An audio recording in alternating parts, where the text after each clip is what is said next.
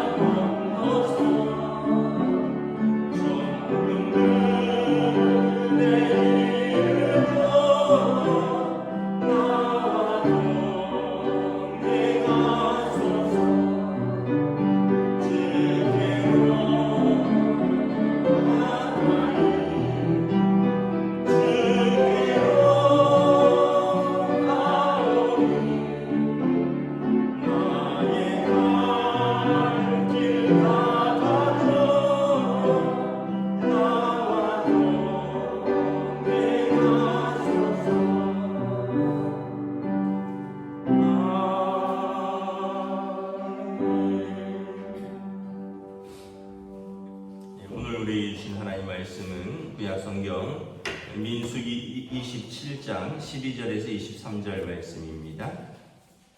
민수기 27장 12절에서 마지막 절까지 말씀입니다. 다 찾으신 줄 알고 저 여러분들이 한 절씩 교독하겠습니다. 여호와께서 모세에게 이르시되 너는 이 아바림 산에 올라가서 내가 이스라엘 자손에게 준 땅을 바라보라. 본 후에는 내 형 아론이 돌아간 것 같이 너도 조상에게로 돌아가리니 이는 신광야에서 회중이 분쟁할 때 너희가 내 명령을 거역하고 그 물가에서 내 거룩함을 그들의 목전에 나타내지 아니하였음이니라. 이 물은 신광야 가데스의 무리바 물이니라. 모세가 여호와께 여쭤아 이르되 여호와 모든 육체의 생명의 하나님이시여 원하건대 한 사람을 이 회중 위에 세워서 그로 그들 앞에 출입하며 그들을 인도하여 출입하게 하사 여호와의 회중이 목자 없는 양과 같이 되지 않게 하옵소서. 여호와께서 모세에게 이르시되 눈의 아들 여호수아는 그 안에 영이 머무는 자니 너는 데려다가 그에게 안수하고 그를 제사장 엘르아살과 온 회중 앞에 세우고 그들의 목전에서 그에게 위탁하여 내 존귀를 그에게 돌려 이스라엘 자손의 온 회중을 그에게 복종하게 하라. 그는 제사장 엘르아살 앞에 설 것이요 엘르아살은 그를 위하여 우림에 풀려서 여호와 앞에 물을 것이며 그와 온 이스라엘 자손 곧 온 회중은 엘르아살의 말을 따라 나가며 들어올 것이니라. 모세가 여호와께서 자기에게 명령하신 대로 여호와를 데려다가 제사장 엘르아살과 온 회중 앞에 세우고 그에게 안수하여 위탁하되 여호와께서 모세에게 명령하신 대로 하였더라. 아멘. 할렐루야. 네, 오늘 또 새로운 하루가 시작되었습니다. 하나님께서 은혜와 평강으로 함께하여 주시기를 축복합니다. 오늘은 이제 모세가 약속의 땅을 바라보고 하나님께서 너의 사명은 여기까지다. 이제 여호수에게 물려줘라 이런 말씀입니다. 12절에 보면 아바림 산에 올라가서 내가 이스라엘 자손에게 준 땅을 바라보라. 그리고 본후에는 내 형 아론이 돌아간 것 같이 너도 조상에게 돌아가리라. 죽는다는 거죠. 저희가 성지순례 갔을 때 이 산에 올라갔는데 어떤 느낌이냐면 남산에 올라가서 강남을 보는 느낌입니다. 이제 강을 건너면 이제 그 막 대교들이 있잖아요. 뭐 한남대교, 뭐 반포대교, 동작대교 이런 대교들을 이렇게 건너면 강남 땅이 보이잖아요. 그런 느낌이에요. 그러니까 그거보단 조금 멀지만 눈에 들어옵니다. 근데 이제 요단강이 가로막혀 있죠. 한강처럼 크진 않은데 요단강이 이렇게 폭이 좁아요. 요단강은 폭이 제가 간 쪽 폭은 여기 예배당만한 정도 폭밖에 안 돼요.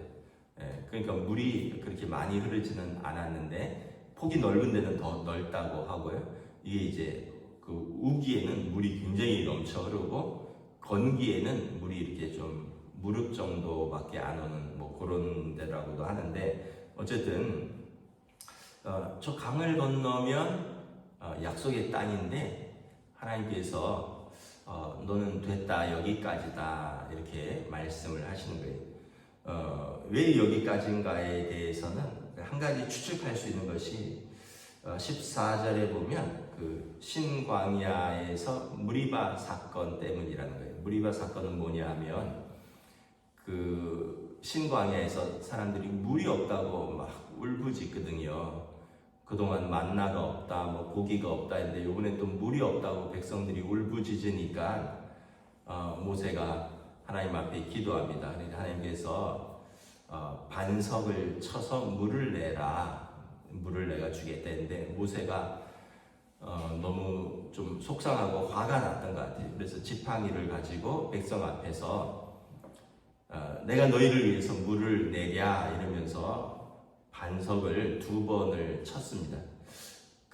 원래는 하나님께서 너희에게 물을 주셨다 하고 반석을 1번 쳐야 되는데 모세가 너무 맨날 울부짖으니까 뭐 없다 이러니까 모세가 너무 화가 나서 이렇게 반석을 무리바에서 2번을 치면서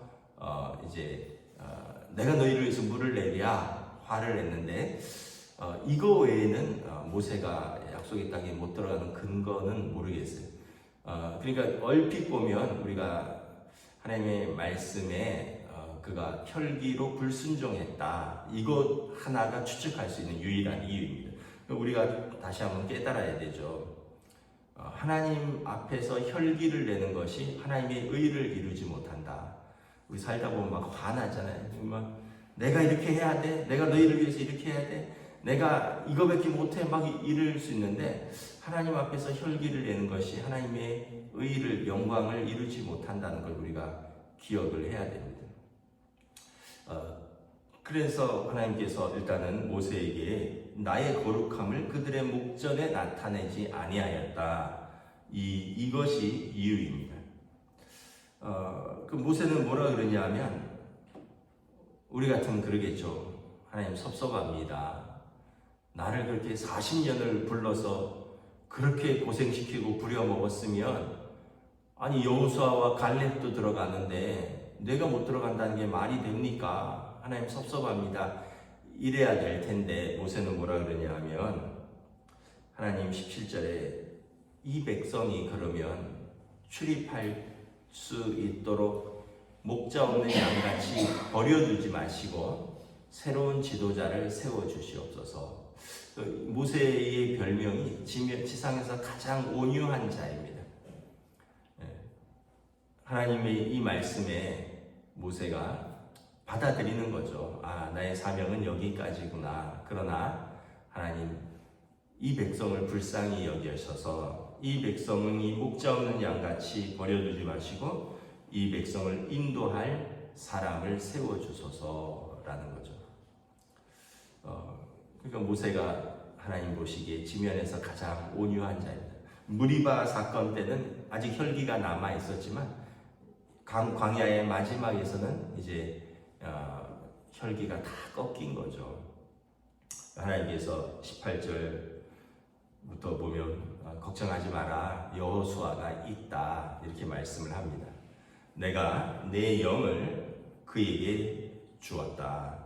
그러니까 여호수아는 그 안에 영이 머무는 자니 너는 데려다가 그에게 안수하고 대제사장 엘르아살이 모든 백성 앞에서 그를 안수하고 또 21절에 보면 우림의 판결로서 대제사장은 이 에봇이라는 대제사장이 조끼 같은 걸 입습니다. 그 조끼 안에 우림과 둠밈이라는 그 판결의 어떤 돌을 가지고 있는데 이것은 빛과 완전함이라는 뜻을 가지고 있습니다. 하나님의 뜻을 묻는 데 사용되는 것이거든요.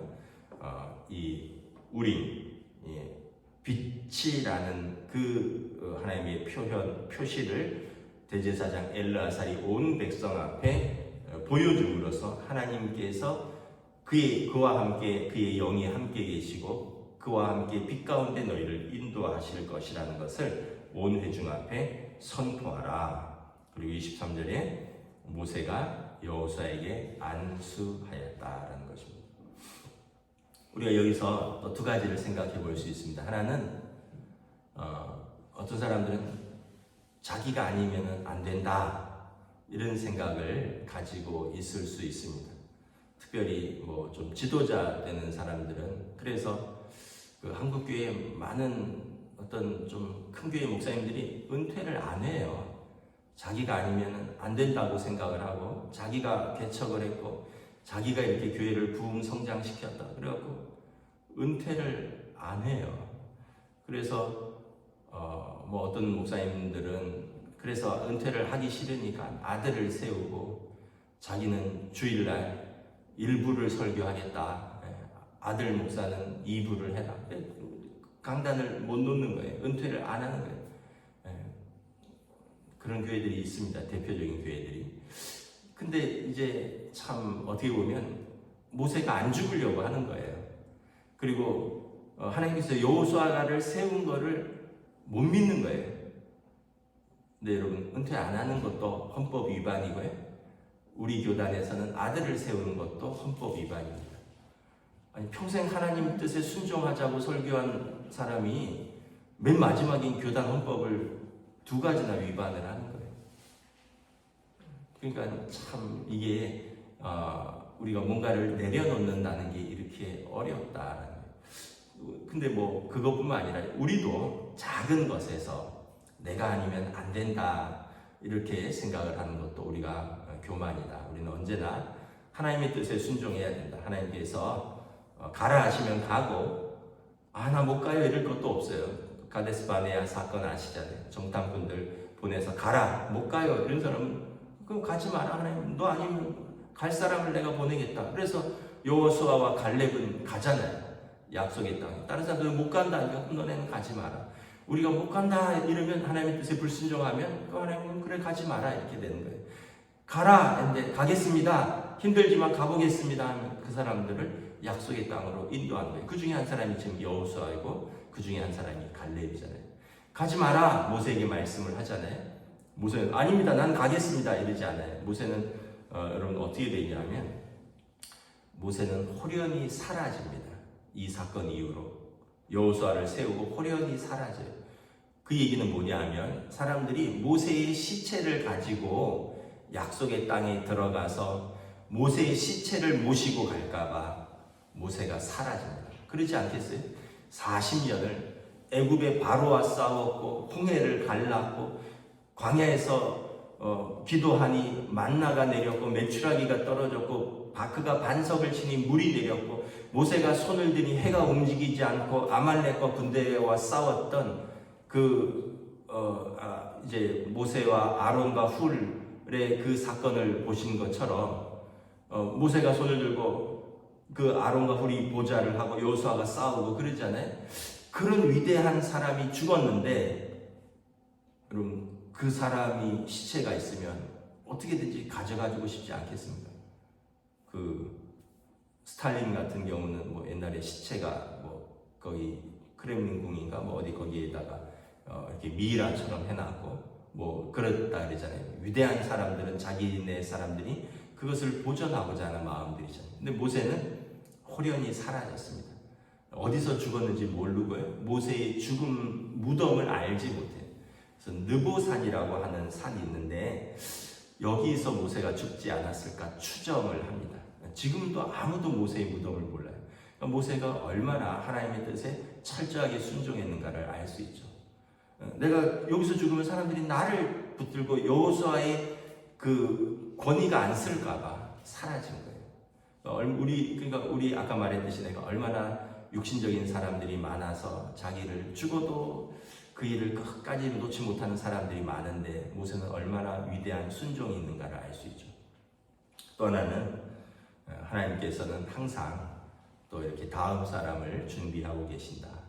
모세가 사실은 여호수아를 그 수행 비서로서 40년간 여호수아가 모세를 보좌했습니다. 정탐꾼으로 갈 때도 제일 앞장섰고 모세가 하는 모든 결정, 모세가 하는 모든 기도, 모세가 하는 모든 전쟁에는 여호수아가 있었습니다.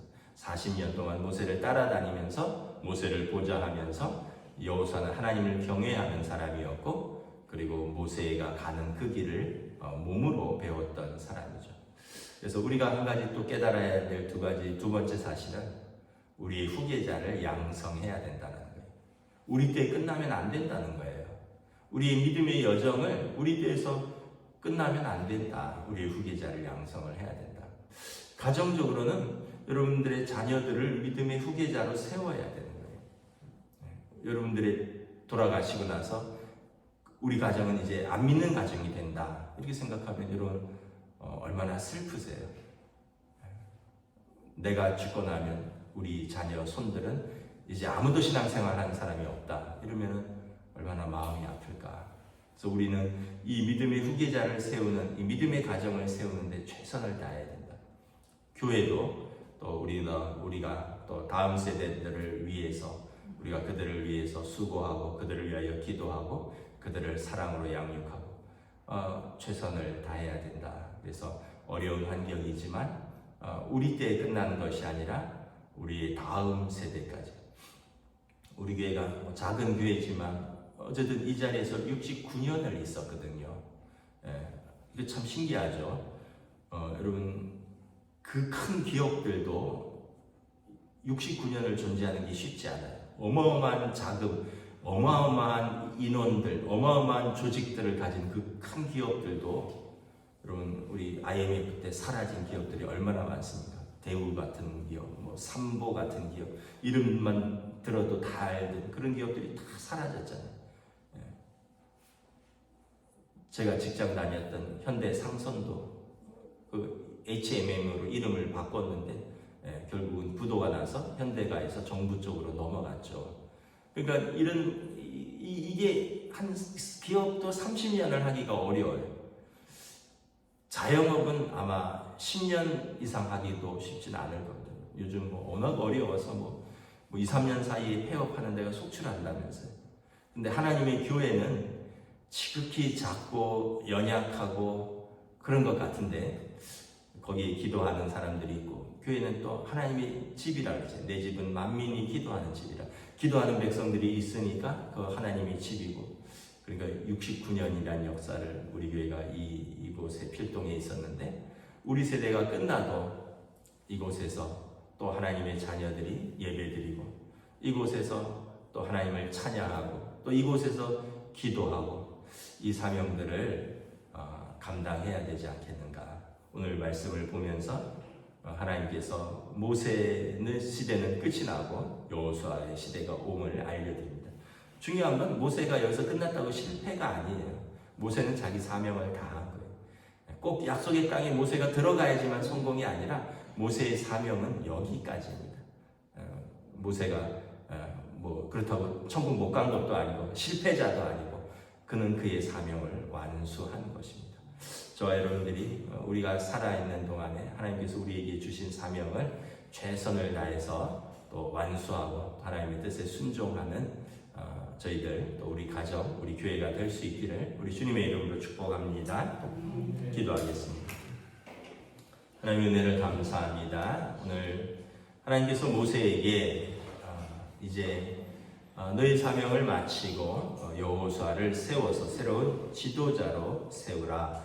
그가 내 영을 충만하여 내 백성을 약속의 땅으로 인도하리라 말씀합니다. 그리고 순종하는 모세, 또 순종하는 대제사장 엘르아살, 그리고 순종하는 백성들로 인하여 여호수아가 새로운 지도자로 세워지고 모세의 시대는 사명을 다하는 것으로 성경은 말씀하고 있습니다. 오늘 우리가 또 이 말씀을 통하여 참으로 한 사람이 평생에 자기의 사명을 완수한다는 것이 얼마나 아름다운 것인가. 참 눈물과 수고가 있었고, 그리고 시험과 고난도 있었고 갈등도 있었지만 그 모든 과정을 하나님께서 아시고 하나님께서 인정하시고, 그리고 백성들은 또 모세를 기억할 것이며, 그리고 모세는 아름답게 퇴장하고 새로운 여호수아를 세워주는 것을 보면서 하나님 뜻에 순종할 때 모든 것이 순조롭고 모든 것이 아름다우며 모든 것이 우리의 계획이 아니라 하나님의 계획대로 이루어진다는 것을 우리가 다시 한번 깨닫습니다. 우리의 삶에서, 우리의 가정에서, 우리의 교회에서 우리가 하나님의 뜻에 따라 온전히 사명을 감당할 수 있도록 성령님 우리를 인도하여 주시옵소서. 감사를 드리오며 우리 주 예수 그리스도 이름으로 기도드리옵나이다. 아멘. 하늘에 계신 우리 아버지의 이름을 거룩하게 하시며 아버지의 나라가 오게 하시며 아버지의 뜻이 하늘에서와 같이 땅에서도 이루어지게 하소서. 오늘 우리에게 일용할 양식을 주시고 우리가 우리에게 잘못한 사람을 용서하여 준 것 같이 우리 죄를 용서하여 주시고 우리를 시험에 빠지지 않게 하시고 악에서 구하소서. 나라와 권능과 영광이 영원히 아버지의 것입니다. 아멘.